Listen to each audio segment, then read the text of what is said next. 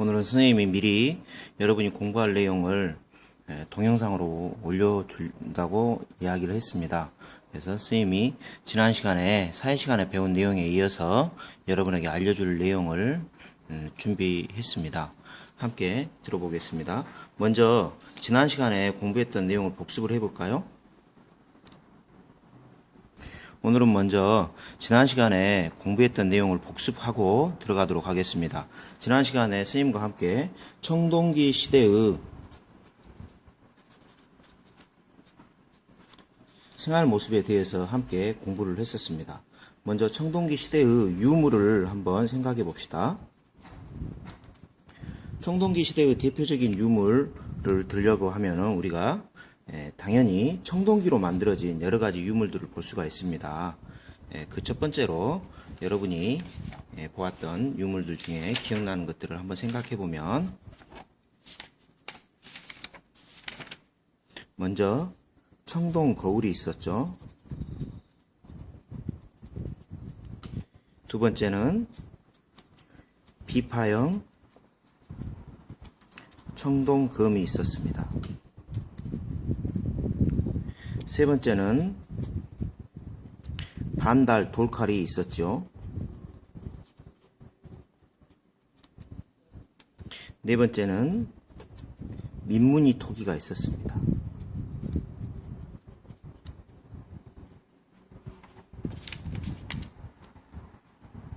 근데 이러한 것들은 그 시대의 생활 모습을 우리가 추측해 보는데, 어떻게 살았다, 이 사람들이 어떻게 살았다라는 것을 추측해 볼 수 있는 도구가 된다고 그랬죠. 먼저 청동 거울을 생각해 봅시다. 자, 교과서에 보면 이처럼 청동 거울의 모습이 있습니다. 이러한 청동 거울은 실용적인 목적도 물론 있겠지만 그보다는 하늘의 제사를 지내는 도구로서 사용되어졌다고 했습니다. 그래서 그 부족의 부족장이나 또는 제사장처럼 높은 지위에 있는 사람들만이 차지할 수 있었다고 그랬습니다. 옆에 비파형 동검도 보이죠? 비파형 동검은 그 모양이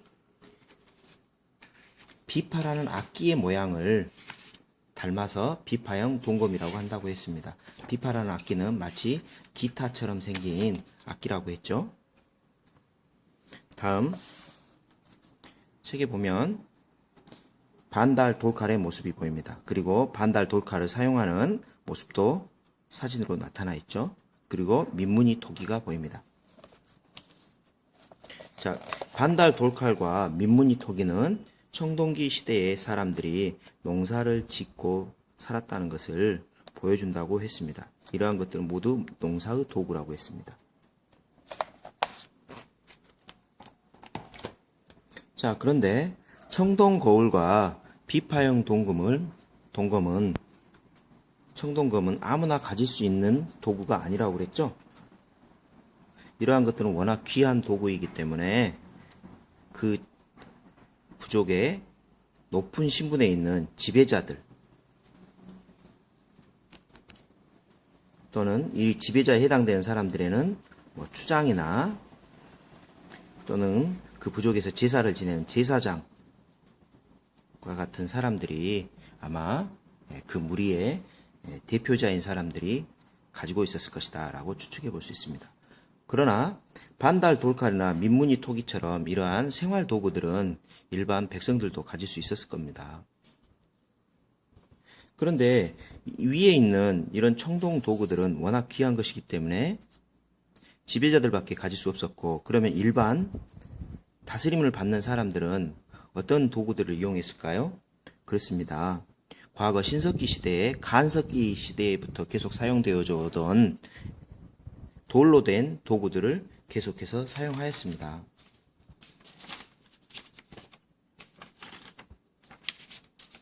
자, 오늘은 이러한 청동기 시대의 도구에 이어서 청동기 시대의 대표적인 유물이라고 할 수 있는, 유물이라고 하면 안 되겠죠. 유적지라고 해야 되겠네요. 자, 유적지라고 할 수 있는 고인돌에 대해서 알아보겠습니다. 자, 고인돌과 관련된 동영상을 함께 시청해 볼까요?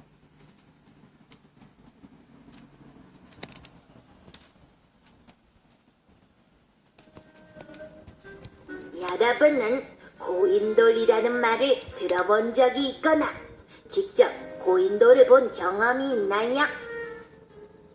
받침돌이 커다란 덮개돌을 고이고 있어 이름 붙여진 고인돌.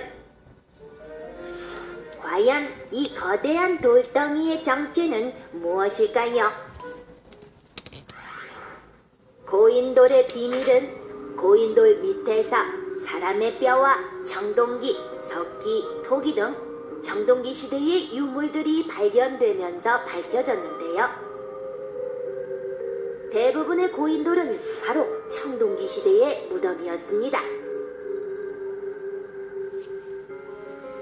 하지만 궁금증은 여기서 끝나지 않는데요.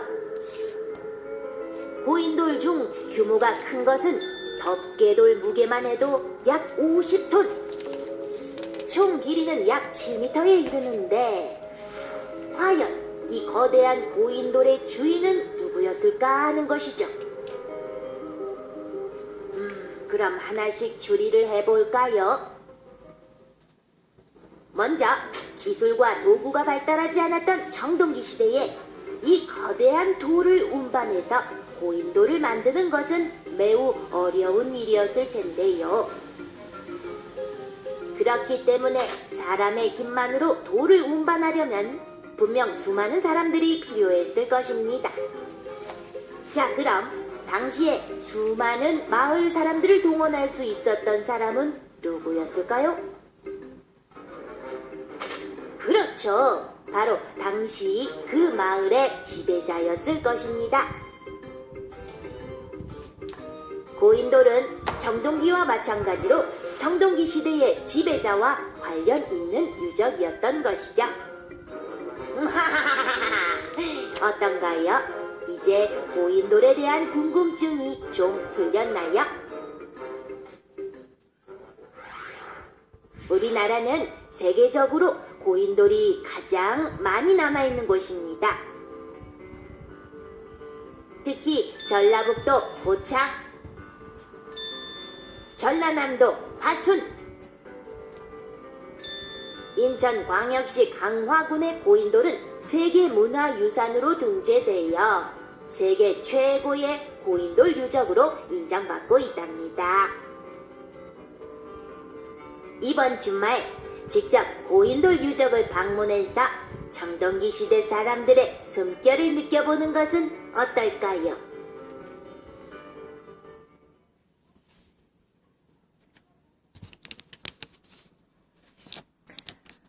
선생님과 함께 같이 동영상을 시청해 봤습니다. 네, 고인돌에 대해서 아주 자세히 알려주는 동영상이었네요.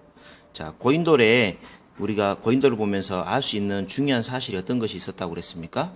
네, 이 고인돌을 만들기 위해서는 많은 사람들이 동원되었을 것이고, 그리고 많은 사람들을 동원했다는 이야기는 강력한 힘을 가진 지도자가 있었을 것이다 라는 것을 우리가 생각해 볼 수 있다고 했습니다. 그리고 또한 우리나라는 어마어마하게 많은 양의 고인돌이 발견되는 국가이기도 했다고 했습니다.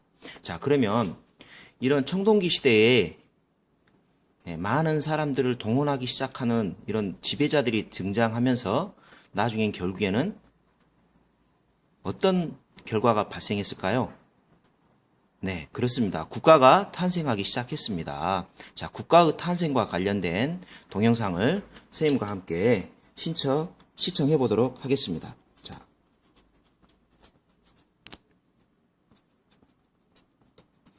탄생, 그리고 여기에 자, 고인돌과 관련된 것은 자, 강력한 지도자, 즉 지도자가 국가의 탄생을 유도했다는 것을 생각해 볼 수 있습니다.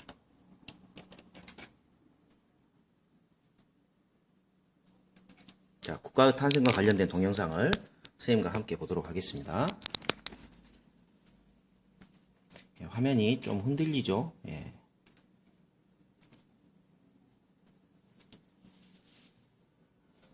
모든 사람들이 평등하게 살아갔던 선사시대를 벗어나 청동기 시대에는 다른 사람들보다 많은 힘을 가진 지배자가 등장했습니다. 그리고 지배자를 중심으로 다른 세력과 싸우는 일이 잦아졌고 다른 마을과 전쟁을 벌이기도 하였답니다. 때문에 청동기 시대의 사람들은 다른 마을 사람들이 침입하지 못하도록 든든한 방어 시설을 만들었는데요. 마을 둘레에는 이렇게 깊게 도랑을 팠고요.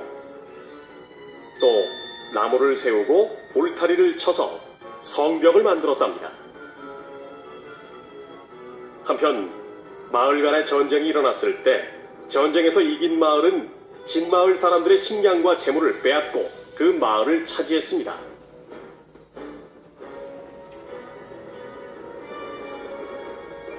그리고 진 마을 사람들을 노예로 삼았죠.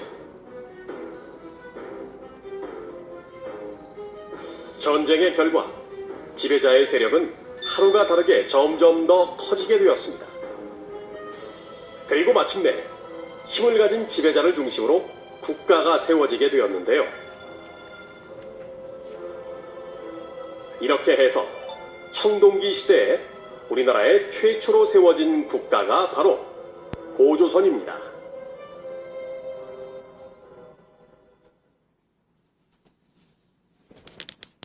자, 우리나라에 등장한 최초 국가인 고조선이 어떻게 탄생되었는지 그 과정까지 생각해 보았습니다.